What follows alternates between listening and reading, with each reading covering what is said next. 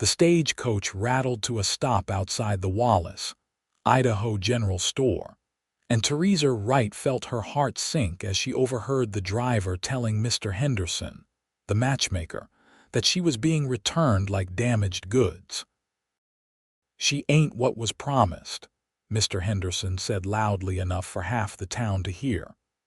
"The gentleman in San Francisco said she was not pretty enough for his standards.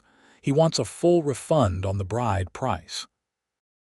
Theresa stood frozen on the dusty boardwalk, her worn brown traveling dress covered in trail dust from the long journey. It was August of 1876, and she had traveled all the way from Missouri with such hope in her heart, believing that someone finally wanted her. The advertisement had promised a good home, security, and a fresh start in California. Instead, she had been met at the door by a cold-eyed man who looked her up and down for less than 5 minutes before declaring her unsuitable and arranging for her immediate return. The humiliation burned through her chest like a branding iron. She was 22 years old, plain-faced with mousy brown hair and too thin lips, or so she had been told her entire life. Her own mother had said she would be lucky to find any man willing to take her, which was why the mail-order bride arrangement had seemed like such a blessing. Now she stood in this unfamiliar mountain town with nowhere to go and less than $2 to her name. What am I supposed to do with her? Mr. Henderson demanded of the driver. "I cannot send her back to Missouri. The contract specified that returns are not accepted after departure." "That is not my concern," the driver said, already climbing back onto his seat. "I was paid to bring her here, and here she is." Theresa felt tears burning behind her eyes, but she refused to let them fall. She had cried enough in the past week. She would not give these strangers the satisfaction of seeing her break down completely. She picked up her single battered carpetbag and turned away from the small crowd that had gathered to witness her shame. "Now hold on just a minute," a deep voice said from behind her. She turned to see a tall man stepping down from a black horse tied to the hitching post. He was broad-shouldered and lean, with dark brown hair that curled slightly at his collar and eyes the color of creek water in summer. He wore the practical clothes of a working cowboy, leather chaps over denim pants, a sun-faded blue shirt, and a black hat pushed back on his head. There was trail dust on his boots and a kindness in his eyes that made her chest ache. What kind of man sends a woman back like she is a piece of furniture that does not match his wallpaper? The cowboy asked, his voice carrying clear disapproval. He looked directly at Mr. Henderson. "Seems to me that says more about his character than hers," Mr. Henderson sputtered. "Now see here, I am just the intermediary.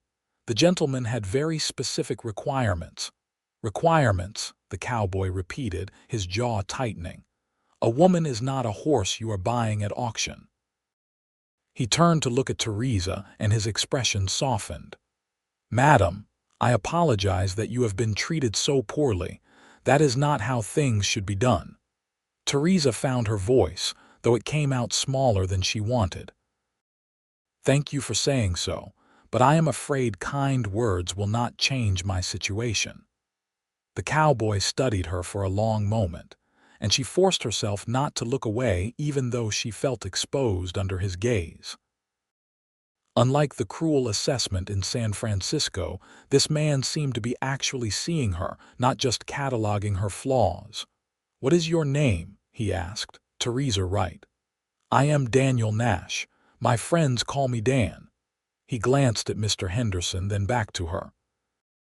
"Miss Wright, I own a ranch about 5 miles outside of town.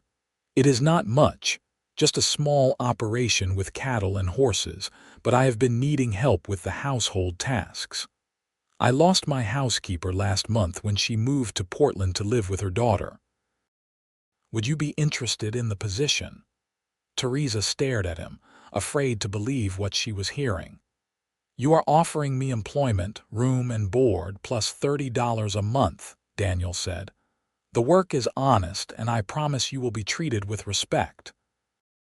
There is a separate cabin for your quarters, so you would have your privacy and independence." "She could be anyone," Mr. Henderson interjected. "A thief or worse." Daniel's eyes flashed with irritation. "I trust my own judgment, and right now my judgment tells me that Miss Wright has been through enough for one day without you adding to her troubles." He looked back at Theresa. "What do you say? I know this is sudden, but the offer is genuine." Theresa felt something loosen in her chest, the first hint of relief she had experienced in days. "I am a hard worker," she said quickly. "I can cook and clean and mend. I kept house for my father and 3 brothers before he passed, so I know how to manage a household." "Then we have an arrangement," Daniel said with a slight smile. "Let me settle my business in town, and then we can head out to the ranch. You look like you could use a decent meal and a good night's sleep." "I do not know how to thank you," Theresa said, and this time the tears did come, though they were tears of gratitude rather than shame. "No thanks needed," Daniel replied gently. "Everyone deserves a chance, and it seems to me you have not been given a fair one." True to his word, Daniel completed his errands efficiently, purchasing supplies from the general store and exchanging a few words with the blacksmith about some work that needed to be done. Theresa waited by his horse, still half convinced that he would change his mind or that this was some kind of cruel joke, but he returned with a friendly nod and helped her tie her carpet bag to his saddle.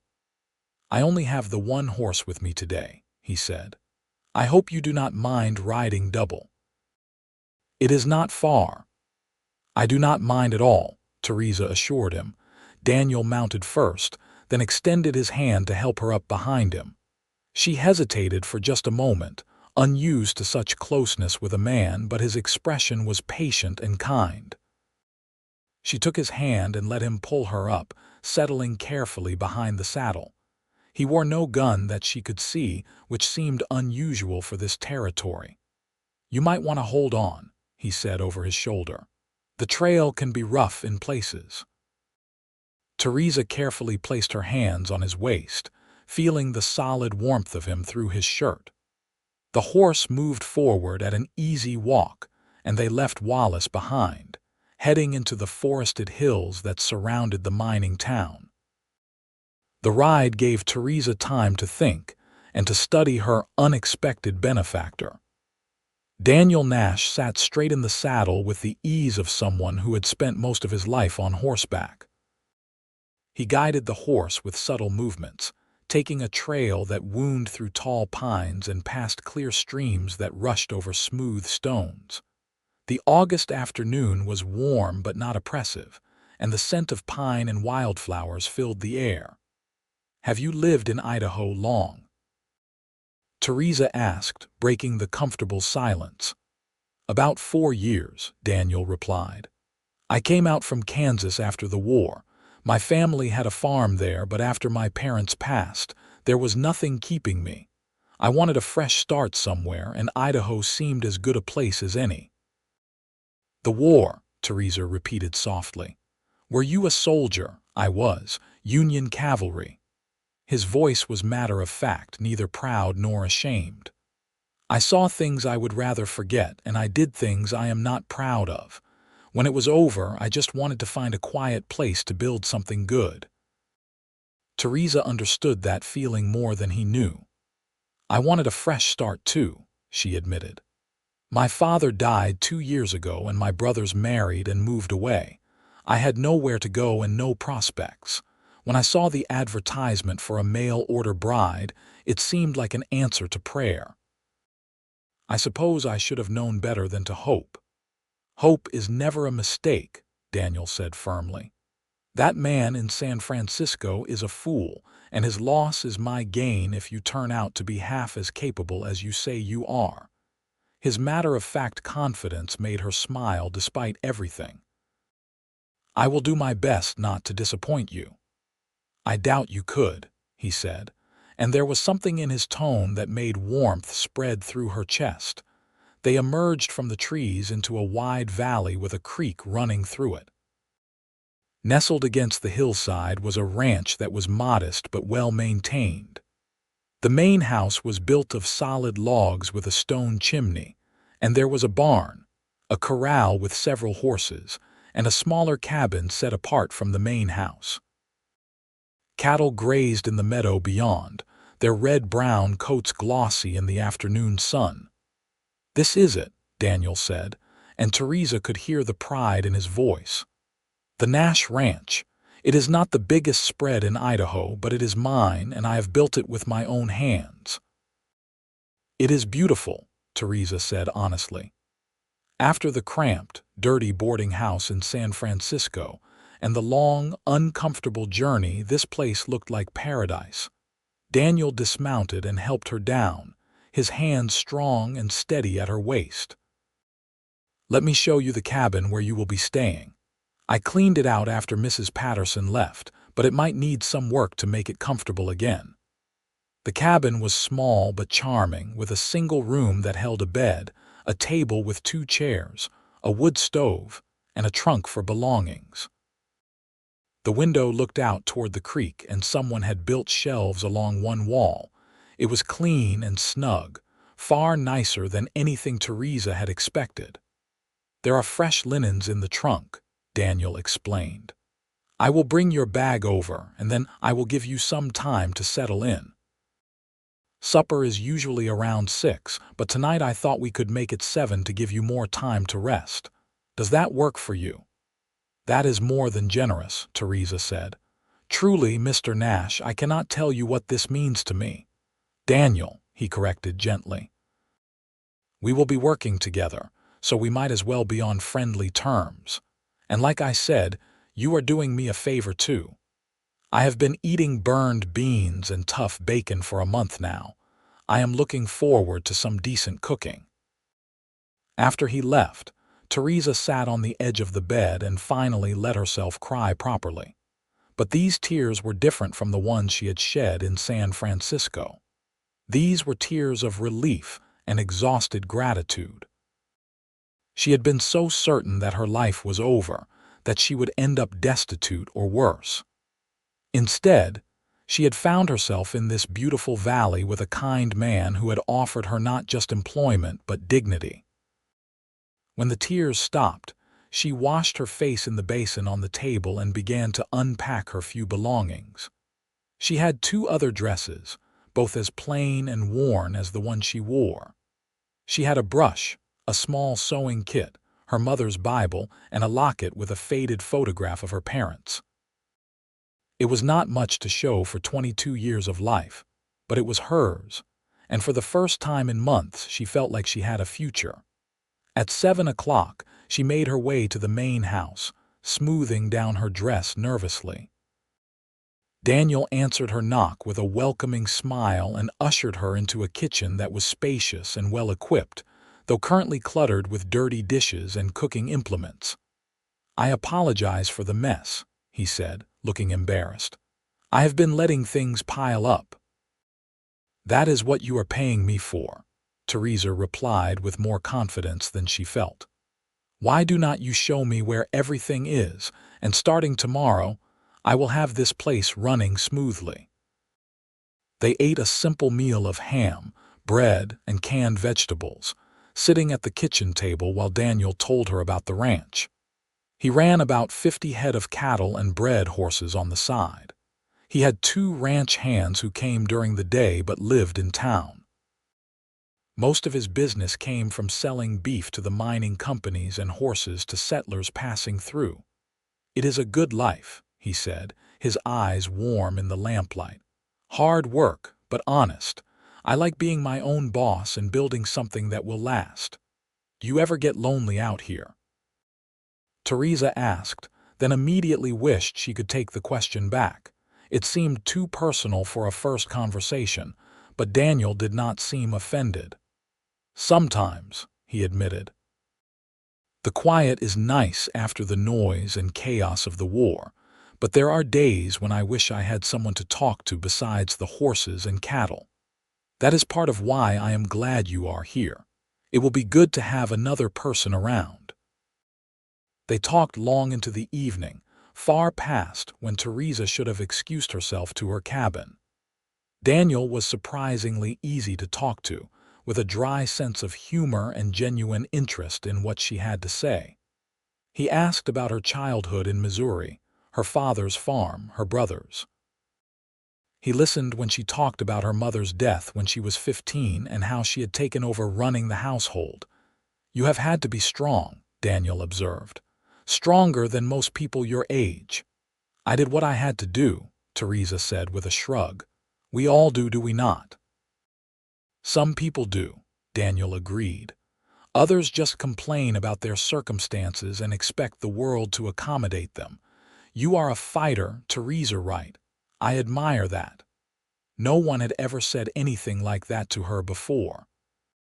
Her father had taken her work for granted, and her brothers had treated her like an unpaid servant. The man in San Francisco had looked at her and seen nothing but disappointment. But Daniel looked at her and saw something worth admiring. The next morning, Theresa woke with the sun and immediately set to work. She started in the kitchen, washing the accumulated dishes and scrubbing the counters and table until everything gleamed. She found the pantry reasonably well stocked and began planning meals in her head. For breakfast, she made biscuits from scratch, fried eggs and bacon, along with strong coffee. Daniel came in from the barn just as she was setting the table, and his face lit up at the sight and smell of the food. "This looks amazing," he said, sitting down with evident eagerness. "I have not had a breakfast like this since Mrs. Patterson left." Watching him eat with such obvious enjoyment gave Theresa a warm feeling of satisfaction. This was something she was good at, something she could contribute. She might not be pretty, but she could make a home comfortable and a man's life easier. Over the following weeks, they fell into a comfortable rhythm. Theresa managed the household with quiet efficiency, cooking, cleaning, mending clothes, and even helping with small tasks around the ranch when her other work was done. Daniel was respectful and considerate, always thanking her for her work and never making demands. He paid her wages on time and often brought small gifts from town: a new book, a pretty ribbon, a jar of preserves from the general store. They ate their meals together, both breakfast and supper, and those times became Theresa's favorite part of the day. Daniel was an excellent conversationalist, well-read despite his rough exterior and genuinely interested in her opinions. He told her about his day, the challenges with the cattle, the progress on breaking a new horse, the gossip from town. She found herself looking forward to seeing him, to the sound of his boots on the porch, to his smile when he came through the door. One evening in early September, about 3 weeks after her arrival, they were sitting on the porch after supper, watching the sun set over the mountains. The air had turned cooler with the approach of autumn, and Theresa had wrapped a shawl around her shoulders. "I wanted to thank you again," she said quietly, "for what you did that day in Wallace, for giving me this chance." Daniel turned to look at her, his expression serious. "I am the one who should be thanking you. You have made this place feel like a home again. I did not realize how much I missed that until you arrived. Still, you took a risk on a complete stranger. Most men would not have done that." "I do not know about that," Daniel said. "I think most people would help if they saw someone in trouble. At least, I hope they would." "You have more faith in human nature than I do," Theresa said with a slight smile. "My experience has taught me otherwise." Daniel was quiet for a moment, then spoke carefully. "That man in San Francisco, the one who sent you back, can I ask what he said to you? You do not have to answer if it is too painful." Theresa drew her shawl tighter, debating whether to share the humiliating details. But something about the gentleness in Daniel's voice made her want to be honest. "He answered the door himself when I arrived," she began. I had been traveling for over a week, so I was tired and dusty, but I had tried to make myself presentable. He looked at me for maybe 3 minutes, walking around me like I was livestock. Then he said I was not what he had ordered. He said my face was too plain, my figure too thin, and my features altogether common. He said he had paid for a beautiful bride, not a homely servant, and he wanted his money back. She heard Daniel's sharp intake of breath, but she kept her eyes on the sunset, not wanting to see pity in his face. He would not even let me stay the night, she continued. He had his housekeeper pack me back into the carriage and sent me straight to Mr. Henderson with a letter demanding a refund. I spent that night in a storage room above a saloon, listening to drunk miners singing off-key. I have never felt so worthless in my entire life. Theresa, Daniel said, and his voice was tight with anger. That man is a fool and a coward. There is nothing wrong with your face or your figure or anything else about you. You do not have to say that, Theresa replied, finally turning to meet his eyes. I know what I look like. I have known my whole life that I am not pretty. My mother used to say I had good bones and a strong constitution, which was her way of saying I was plain but healthy enough to be useful. Your mother was wrong, Daniel said firmly. He shifted in his chair to face her fully. And so was that bastard in San Francisco. You want to know what I see when I look at you? Theresa found she could not speak, could only nod. I see a woman with beautiful brown eyes that light up when she laughs. I see a smile that makes my whole day better. I see grace in the way you move, strength in the way you carry yourself. I see someone who has been knocked down but keeps getting up. I see someone kind and capable and genuine. He paused, then added more softly, I see someone I look forward to seeing every morning and hate saying good night to every evening. Theresa's heart was pounding so hard she was sure he must be able to hear it. Daniel. I know I am not supposed to say things like that, he continued, his own voice unsteady now. You are my employee, and I do not want to make you uncomfortable, but I need you to know that you are not plain or common or any of the cruel things that man said. You are perfect, Theresa. Perfect just as you are. The tears came then, but they were not tears of sadness. No one had ever spoken to her like that before. No one had ever made her feel like she mattered, like she was worth something beyond her usefulness. I think you are perfect too, she whispered, the words escaping before she could stop them. Daniel's face transformed, hope and joy replacing the uncertainty. Really, really, she confirmed, laughing a little through her tears. I've been trying not to feel this way because I work for you and it seemed inappropriate, but Daniel, I look forward to seeing you too. These past few weeks have been the happiest of my life. Then we have been a pair of fools, dancing around each other, Daniel said with a grin. He stood and extended his hand to her. Theresa Wright, would you do me the honor of allowing me to court you properly? Theresa placed her hand in his, feeling the calluses from years of hard work, the strength and warmth of his grip. I would like that very much. He pulled her gently to her feet, and for a moment they stood close together in the fading light. Then Daniel lifted her hand to his lips and kissed her knuckles with old-fashioned courtesy.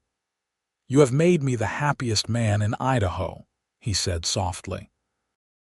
The courtship was everything Theresa had dreamed of but never thought she would experience. Daniel was attentive and romantic, bringing her wildflowers from the meadow, taking her on rides through the mountains, teaching her to fish in the creek. He held her hand as they walked and told her stories about his childhood in Kansas, about his parents who had loved each other deeply until the end. That is what I want, he told her one afternoon as they sat by the creek, their boots off and their feet in the cold water. The kind of love my parents had, the kind that lasts through hard times and good times that grows deeper with every year. I want that too, Theresa said, leaning her head against his shoulder. "I never thought I would have it, though. I thought the best I could hope for was a practical arrangement." "You deserve so much more than that," Daniel said, pressing a kiss to the top of her head. "You deserve someone who sees how special you are." As autumn progressed, their relationship deepened. Daniel was careful to maintain propriety, never pushing her beyond what she was comfortable with, but the attraction between them grew stronger. Theresa found herself thinking about him constantly, noticing little things like the way his eyes crinkled when he smiled, the sound of his laughter, the gentleness of his touch. One evening in late October, after a particularly good supper, Daniel asked if she would like to go for a walk. The air was crisp and cold, and the sky was brilliant with stars. They walked to the top of a small hill that overlooked the ranch, and Daniel spread a blanket for them to sit on. "I have been thinking," he began, and Theresa could hear the nervousness in his voice. "I know we have only known each other for a few months, but they have been the best months of my life. You have brought joy and warmth and meaning to my days. I cannot imagine my life without you anymore."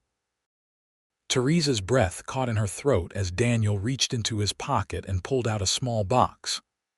"I know I am just a rancher without much to offer," he continued, opening the box to reveal a simple gold band with a small diamond. "But I can promise you loyalty, respect, and love for as long as I live. Theresa Wright, will you marry me?"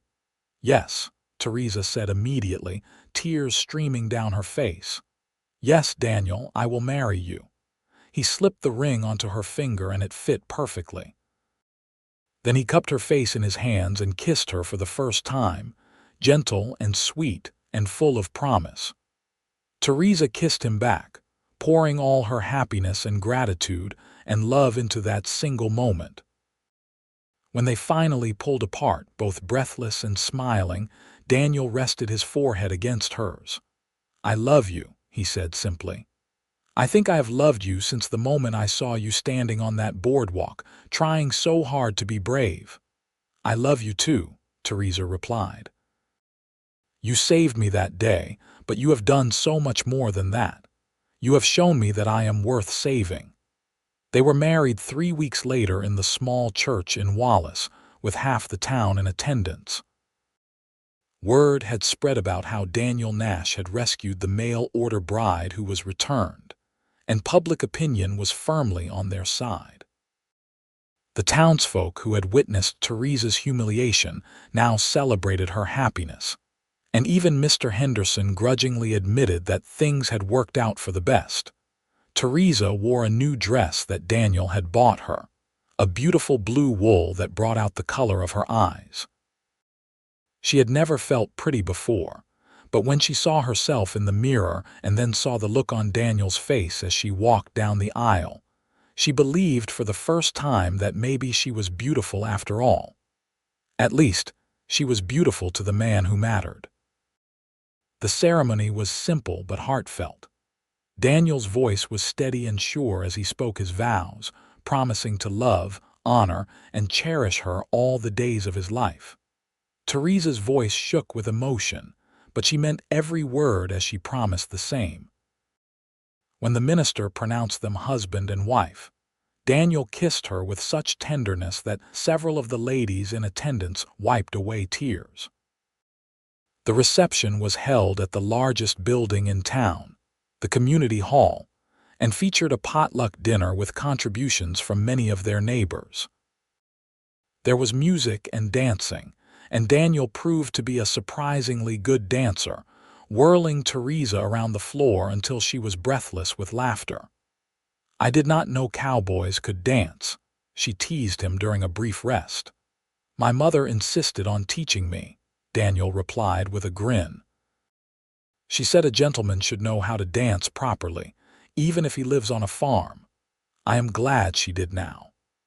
As the evening wore on and the celebrations continued, Daniel leaned close and whispered in her ear, "I am ready to take my wife home whenever she is ready."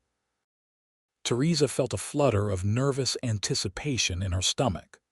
"I am ready now." They said their goodbyes and accepted congratulations from their well-wishers, then climbed into the wagon Daniel had borrowed for the occasion. The ride home was quiet but charged with awareness. Theresa sat close beside her new husband, very conscious of his solid warmth and the glances he kept sending her way. When they arrived at the ranch, Daniel lifted her down from the wagon with his hands at her waist, then surprised her by sweeping her up into his arms. "I believe there is a tradition about carrying the bride over the threshold," he said, his eyes twinkling. "Daniel, you will hurt your back," Theresa protested, but she was laughing. "You are light as a feather," he assured her, carrying her easily into the house. But instead of setting her down immediately, he carried her straight to the bedroom, the room that had been his alone but was now theirs to share. He set her gently on her feet beside the bed, and suddenly the laughter faded, replaced by something deeper and more intense. "Are you nervous?" Daniel asked softly, tucking a strand of hair behind her ear. "A little," Theresa admitted. "I do not know what to expect." "Neither do I, really," Daniel confessed. "But I promise I will be gentle and we will figure it out together. If you want to stop at any point, just tell me. Your comfort and happiness are more important to me than anything else." His honesty and care eased Theresa's anxiety. She reached up and touched his face, feeling the slight roughness of his stubble beneath her fingertips. "I trust you, Daniel. I love you." "I love you too," he replied, and then he kissed her. What followed was tender and sometimes fumbling as two inexperienced people learned about intimacy together, but it was also beautiful and meaningful. Daniel was patient and attentive, making sure Theresa felt safe and cherished. When they finally came together as husband and wife, Theresa felt a sense of completion she had never imagined possible. This was what it meant to be loved, to be wanted, to be valued for who she truly was. Afterward, they lay tangled together in the darkness, Daniel's arms wrapped protectively around her. "Thank you," he whispered into her hair. "For what?" Theresa asked sleepily. "For saying yes, for taking a chance on me, for making me the luckiest man alive." Theresa turned in his arms so she could see his face in the moonlight streaming through the window. "I am the lucky one. You gave me everything I thought I would never have. A home, security, respect, and most importantly, love. You always deserved those things," Daniel said firmly. "Everyone does. I am just grateful I was in the right place at the right time to offer them to you." Their first winter as a married couple was cold and hard, with snow piling high around the ranch and temperatures dropping well below freezing. But inside their home, everything was warm and cozy. Theresa kept the fires burning and prepared hearty meals that sustained them through the long, dark months. Daniel worked tirelessly to care for the animals and keep the ranch running despite the weather. In the evenings, they would sit together by the fire, Theresa mending or knitting while Daniel read aloud from whatever book they were working through. Sometimes they would just talk, sharing stories and dreams and plans for the future. Often they would simply enjoy the comfortable silence of two people completely at ease with each other. It was during one of these quiet evenings in January that Theresa realized she had not had her monthly courses in quite some time. She sat very still, her knitting forgotten in her lap as she counted back the weeks. 6 weeks, 7. Her heart began to race with a mixture of excitement and apprehension. "Theresa, are you all right?" Daniel asked, noticing her stillness. "I think," she began carefully, hardly daring to say the words aloud, "I think I might be with child." Daniel's book hit the floor with a thump forgotten. "Really? Are you sure?" "Not completely sure, but fairly certain," Theresa said. "I have all the signs my mother described." Daniel crossed the room in 3 long strides and pulled her into his arms, lifting her right out of the chair. "That is wonderful news, the best news. You are happy about it?" Theresa asked, even though his reaction made the answer obvious. "Happy, I am thrilled." Daniel set her down carefully as if she might break. "We are going to have a baby. Our baby." They made the trip to Wallace the next week to see the doctor, who confirmed what Theresa had suspected. She was indeed pregnant, due to deliver in late July or early August. The doctor pronounced her healthy and gave her instructions for caring for herself during the pregnancy. On the ride home, Daniel could not stop smiling. "A baby," he kept saying. "We are going to be parents." "Are you hoping for a boy or a girl?" Theresa asked. "I do not care even a little bit," Daniel said honestly. "As long as the baby is healthy and you come through the birth safely, I will be happy with whatever God gives us." As Theresa's pregnancy progressed, Daniel became even more attentive and protective. He insisted she rest more and work less, taking on additional household tasks despite her protests. He worried constantly about her health and comfort, bringing her cushions and making sure she had her feet up. "Daniel, I am pregnant, not made of glass," Theresa would say with amused exasperation. "I know, but I cannot help worrying," he would reply. "You and this baby are the most precious things in my world." In May, they felt the baby kick for the first time. Theresa had been sitting on the porch shelling peas when she felt a flutter in her belly, then a distinct thump. She called for Daniel and he came running from the barn, convinced something was wrong. "No, everything is fine," she assured him, taking his hand and placing it on her swollen stomach. "Wait. There." Daniel's face when he felt his child kick was something Theresa would remember forever. Wonder, joy, and love all mixed together in an expression so tender it made her throat tight with emotion. "Hello in there," Daniel said softly, speaking to her belly. "This is your father. I cannot wait to meet you." The baby kicked again, as if in response, and they both laughed. As summer arrived and Theresa grew larger and more uncomfortable, Daniel's 2 ranch hands, Jake and Pete, stepped up to help with more of the work. They were good men, rough around the edges but respectful, and they seemed genuinely happy about the coming baby. "Boss is going to be a good father," Jake remarked to Theresa one day when she brought lunch out to the men. "He has got the patience for it." "He will be wonderful," Theresa agreed, watching Daniel work with a particularly skittish horse, calm and steady and encouraging. In late July, Theresa woke in the early morning hours with pain radiating through her back and belly. She lay still for a few minutes, timing the pains, before gently shaking Daniel awake. "I think it is time," she said quietly. Daniel was out of bed in an instant, pulling on his clothes and trying to hide his panic. "I will get the doctor. Will you be all right alone? Women have been having babies since the beginning of time," Theresa reminded him, though her own anxiety was growing. "I will be fine. Just hurry." Daniel rode to Wallace faster than he had ever ridden before, rousing the doctor from his bed and practically dragging him back to the ranch. By the time they arrived, Theresa's pains were coming more frequently and with greater intensity.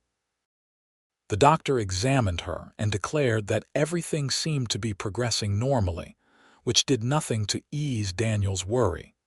Labor was long and hard, lasting well into the afternoon. Daniel stayed by Theresa's side the entire time, holding her hand and wiping her face with cool cloths, murmuring encouragement and telling her how strong and brave she was. When the pain became almost unbearable, Theresa squeezed his hand so hard she left marks. "I am sorry," she gasped during a brief respite between contractions. "Do not apologize," Daniel said firmly. "Squeeze as hard as you need to. Break my hand if it helps." Finally, as the sun was beginning to set, the doctor announced that it was time to push. Theresa bore down with all her strength, exhausted but determined. Daniel stayed at her shoulder, supporting her and encouraging her, his own face streaked with anxious tears. And then, with a final tremendous effort, the baby was born. The doctor caught the infant and immediately smiled. "It is a boy," he announced. "A healthy baby boy." The baby's cry filled the room, strong and indignant, and Theresa collapsed back against the pillows with tears of relief and joy streaming down her face. Daniel was crying too, unashamed, as the doctor cleaned the baby and wrapped him in a soft blanket before placing him in Theresa's arms. "Hello, little one," Theresa whispered, gazing down at her son's red, wrinkled face. "We have been waiting for you." Daniel leaned over to look at his child, his expression filled with awe. "He is perfect," he breathed.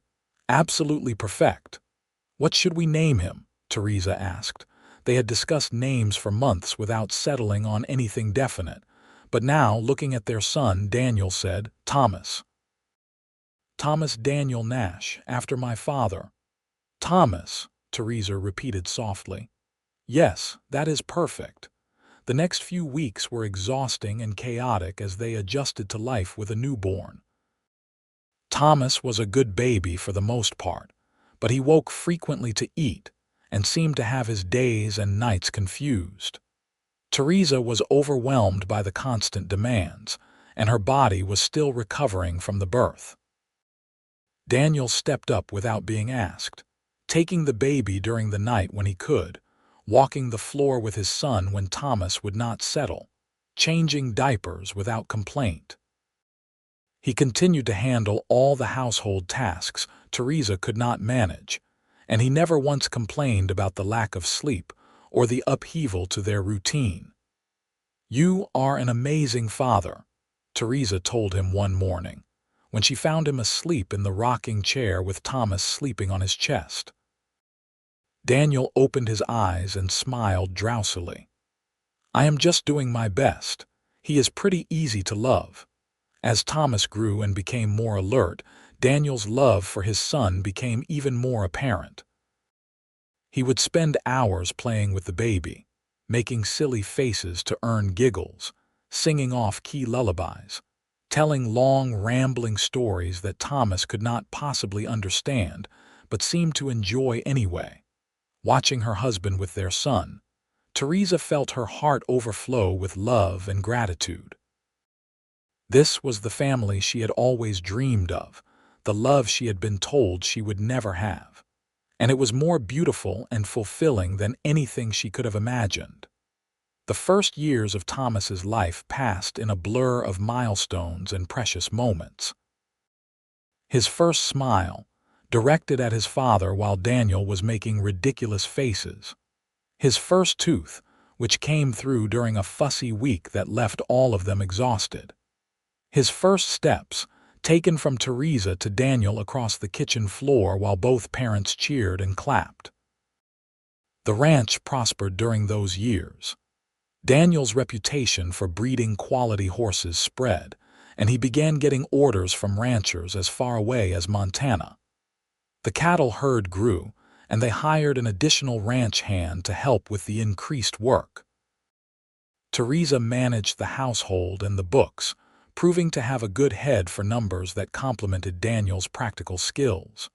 When Thomas was 3 years old, Theresa realized she was pregnant again. This time the realization came with less surprise and more quiet joy. She told Daniel over breakfast one morning, simply stating the fact while he was buttering his toast.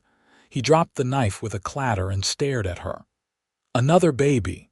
Another baby," she confirmed with a smile.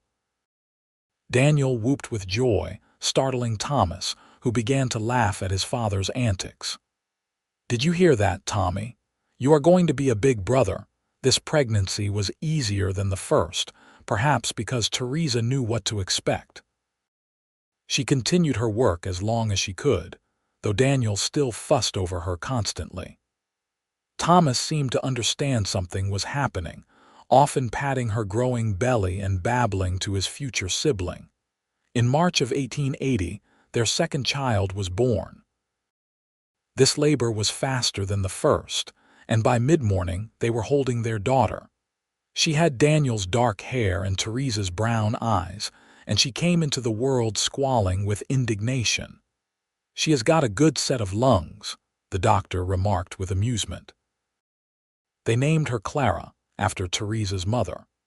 Daniel was instantly smitten, declaring that his daughter was the most beautiful thing he had ever seen. Thomas was less impressed initially, confused by the red-faced, crying creature that now demanded so much of his parents' attention. "Is she going to stay?" he asked doubtfully after the first few days. "Yes, sweetheart, she is your sister," Theresa explained, holding Clara carefully so Thomas could see her. "She is part of our family now. Can we give her back if she cries too much?" Thomas asked seriously. Daniel caught Theresa's eye over their son's head, and they both had to work hard not to laugh. "No, son," Daniel said gently. "We keep family members no matter what. They are permanent." As Clara grew, Thomas gradually warmed to her. By the time she was 6 months old and starting to smile and interact, Thomas had become her devoted protector and playmate. He would bring her toys, make her laugh, and tattle immediately if he thought she was in any danger. Watching her children play together while Daniel worked outside, Theresa often found herself overwhelmed by gratitude for the life she had been given. She thought sometimes about that terrible day in Wallace, standing on the boardwalk with nowhere to go and nothing to hope for. She thought about the cruel man in San Francisco who had looked at her and found her wanting. And she thought about Daniel, who had looked at her and seen everything that mattered. One evening, after putting the children to bed, Theresa joined Daniel on the porch. It was a warm summer night, much like the night he had first told her he thought she was perfect. He pulled her down to sit beside him on the bench, wrapping his arm around her shoulders. "What are you thinking about?" he asked, noticing her pensive expression. "About how different my life is from what I expected," Theresa said. "About how grateful I am for everything we have." "I am the grateful one," Daniel replied. "You have given me a home, a family, a purpose. You have made my life richer and fuller than I ever thought possible." "You saved me," Theresa said softly. "I was at the lowest point of my life, and you gave me dignity and hope and love. I do not know what would have happened to me if you had not stepped in that day." Daniel was quiet for a moment, then said, "I did not save you, Theresa. You saved yourself by being brave enough to keep going even when everything seemed hopeless. I just gave you an opportunity. You are the one who took it and made something beautiful from it." "We made something beautiful," Theresa corrected. "Together." "Together," Daniel agreed, pressing a kiss to her temple. The years continued to pass, bringing both joys and challenges. There were hard winters when they worried about the cattle, dry summers when the creek ran low, illnesses that kept them up anxiously watching over fevered children. But there were far more good times than bad. There were Christmases with the tree that Daniel cut from their own land, decorated with strings of popcorn and paper stars. There were birthdays celebrated with cakes Theresa baked and presents Daniel crafted in his workshop. There were lazy summer afternoons spent at the creek, teaching the children to fish and swim. When Thomas was 8 and Clara was 5, Theresa discovered she was pregnant for a third time. This pregnancy was unexpected and a bit daunting given her age. She was now 32, but welcomed nonetheless. Daniel's reaction was as joyful as it had been the first 2 times. This baby, another girl they named Elizabeth, arrived in the spring of 1883 with no complications. She was a calm, easy baby who seemed content to observe the world with serious eyes. Thomas and Clara adored their new sister, fighting over who got to hold her and help take care of her. "Our family is complete now," Daniel said one night as they watched their 3 children sleeping peacefully. 3 healthy, wonderful children. We are blessed beyond measure." "We are," Theresa agreed, leaning into his embrace. As the children grew, they each developed their own personalities. Thomas was serious and responsible, taking after his father in temperament and his growing love for the ranch. Clara was spirited and adventurous, always pushing boundaries and asking questions. Elizabeth was thoughtful and gentle, with a love for books and learning that rivaled her mother's. Daniel was a devoted father to all 3, making time for each child individually despite the demands of the ranch. He taught Thomas to ride and rope, spent hours answering Clara's endless questions about everything from stars to horses, and read to Elizabeth every night before bed. Theresa watched her husband with their children and fell more in love with him every day. The years had added some silver to his dark hair and lines around his eyes, but to her, he was as handsome as the day she had met him. More importantly, he was still the kindest, most honorable man she knew. In 1888, when Thomas turned 15, Daniel began teaching him more about running the ranch.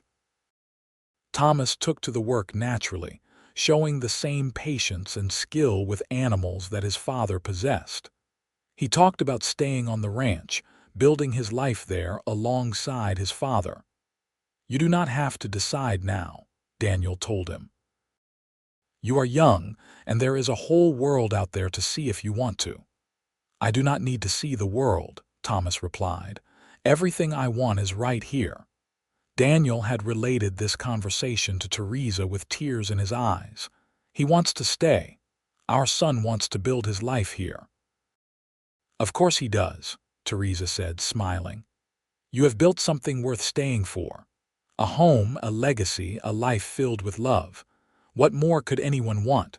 Clara, now 12, was showing less interest in the ranch and more interest in books and learning. She talked constantly about becoming a teacher, about going to the city to attend normal school. Daniel encouraged her dreams even as Theresa worried about her daughter leaving home. "She needs to follow her own path," Daniel reminded Theresa gently. "We will support her whatever she decides." Elizabeth, at 8 years old, was still young enough that her future was uncertain. But she was bright and curious, and both parents suspected she would do something special with her life. One autumn evening in 1890, as Daniel and Theresa sat on their porch watching the sun set over the ranch, Daniel reached over and took her hand. "You know what today is?" he asked. Theresa thought for a moment, then shook her head. "I cannot think of anything special about today." 14 years ago today, I saw you standing on that boardwalk in Wallace. 14 years since I asked if you would come work for me, and you said yes." Theresa squeezed his hand, touched that he had remembered. 14 years. It seems like both a lifetime and no time at all. "I was thinking about that man in San Francisco today," Daniel said. "The one who sent you back." "Why would you think about him?" Theresa asked, surprised. "Because I wanted to thank him," Daniel replied. "If he had not been such a fool, if he had recognized what he had right in front of him, you would never have been in Wallace that day. I would never have met you, never married you, never had our children. My life would be so much emptier without you in it. So in a strange way, I am grateful to him for being too blind to see what I saw the moment I looked at you." "And what did you see?" Theresa asked, though she had heard this answer many times over the years and never tired of it. "I saw my future," Daniel said simply. "I saw the woman who would make my house a home, who would give me a family, who would be my partner and my love for the rest of my life. I saw you, Theresa. Beautiful, strong, perfect you." Theresa leaned over and kissed her husband, pouring 14 years of love and gratitude into that kiss. When they pulled apart, both of them were smiling. "You know what I think about sometimes," Theresa said. "I think about that day, standing on that boardwalk feeling like my life was over. I thought I had reached the end of everything, but it was actually a beginning. The beginning of the life I was meant to live, with the man I was meant to love. Everything happens for a reason, Daniel agreed. All those hard times, all that pain and rejection you endured, it all led you here. To me, to our family, to this life. They sat in comfortable silence as the stars began to appear in the darkening sky. From inside the house, they could hear the children laughing about something, their voices filled with joy and innocence. "I would not change a single thing," Theresa said softly. "Not one moment of struggle or heartbreak, because it all brought me to you." "Neither would I," Daniel replied, pulling her close. "You are perfect for me, Theresa Nash. Always have been, always will be." The years continued their steady march forward. Thomas grew into a fine young man, eventually marrying a sweet girl from town named Sarah and building his own house on the ranch property. Clara went off to normal school as she had always planned, eventually becoming a teacher in boys. Elizabeth showed a talent for music, spending hours at the piano Daniel bought for her one Christmas. Daniel and Theresa grew older together, their love deepening with each passing year. The ranch prospered under their joint management, becoming one of the most successful operations in the region. They became pillars of the community in Wallace, known for their generosity and the strength of their marriage. On their 20th wedding anniversary, Daniel gave Theresa a locket to match her mother's.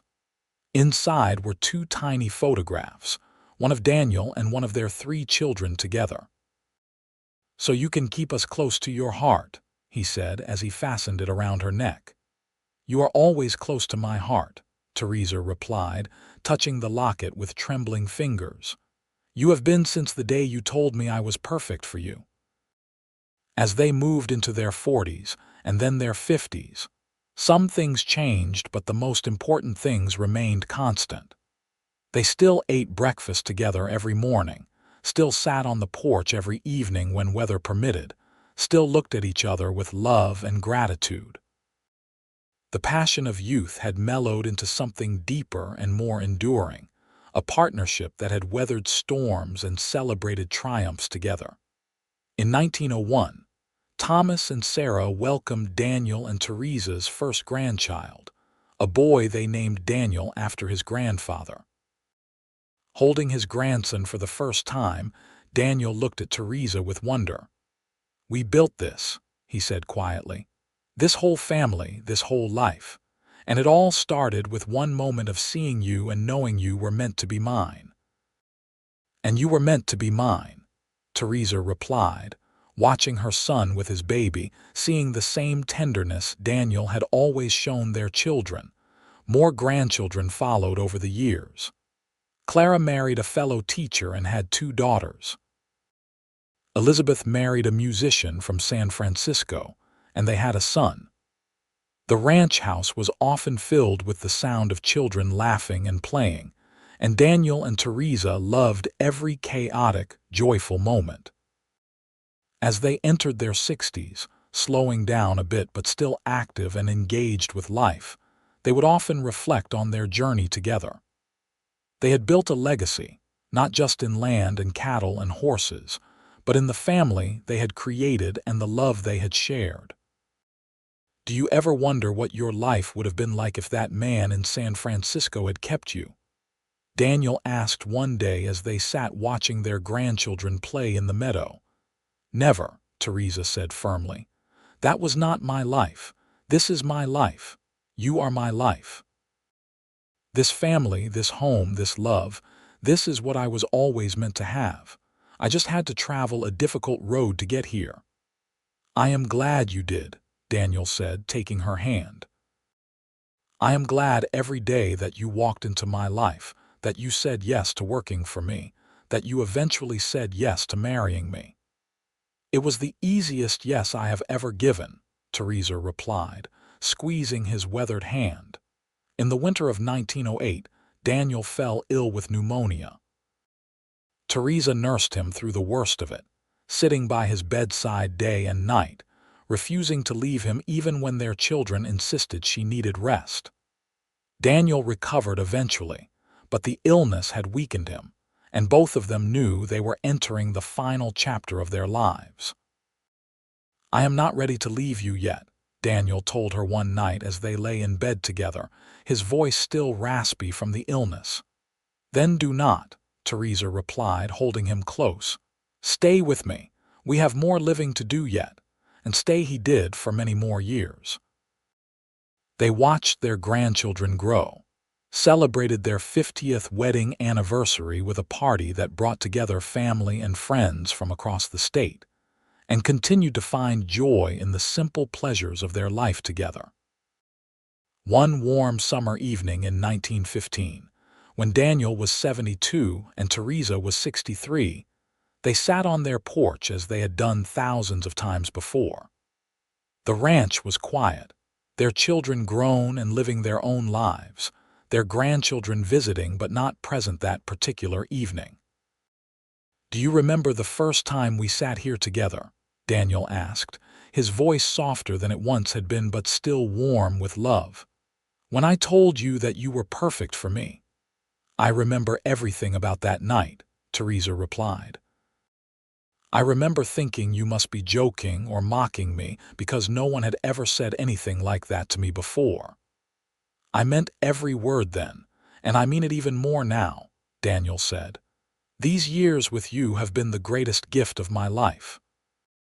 You made me the man I became, the father I was, the husband I tried to be. Everything good in my life came from you." "You gave me the same," Theresa said, tears gathering in her eyes. "You gave me a life I thought was impossible. You looked at me when no one else would, saw value when everyone else saw flaws. You loved me when I did not know how to love myself." They sat in silence for a while, holding hands and watching the sun paint the sky in shades of orange and pink. The mountains stood eternal in the distance, and the creek burbled its endless song. Everything was as it had always been, peaceful and beautiful and right. "I have no regrets," Daniel said finally. "Not a single one. Every day with you has been exactly what I wanted." "Neither do I," Theresa replied. "You were the unexpected blessing I never knew to pray for. You were the answer to questions I had not even asked. You were everything, Daniel. You still are." As the stars began to appear in the darkening sky, they sat together as they had so many times before. Two people who had found each other against impossible odds and built a lifetime of love from a single moment of kindness. The ranch would go on. Their children and grandchildren would carry forward the legacy they had built. But the heart of it all was this: a man who had seen worth where others saw nothing, and a woman who had been brave enough to accept the love she deserved. In the end, that was the real story. Not about rejection or redemption, though those were part of it. Not even about the ranch or the children or the years of hard work, though those mattered too. The real story was about two people who had found each other at exactly the right moment and chosen each other every day thereafter. It was about love that saw beyond surface beauty to the beauty within, about partnership that weathered every storm, about commitment that lasted a lifetime. As they rose to go inside for the night, Daniel held the door for Theresa as he always did. She paused to kiss his cheek, and he smiled at her with eyes that still held all the warmth and love of their first days together. "You are still perfect for me," he whispered. "And you for me," she replied. Hand in hand, they walked into their home, into the life they had built together, into the love that had sustained them through decades and would carry them through whatever remained.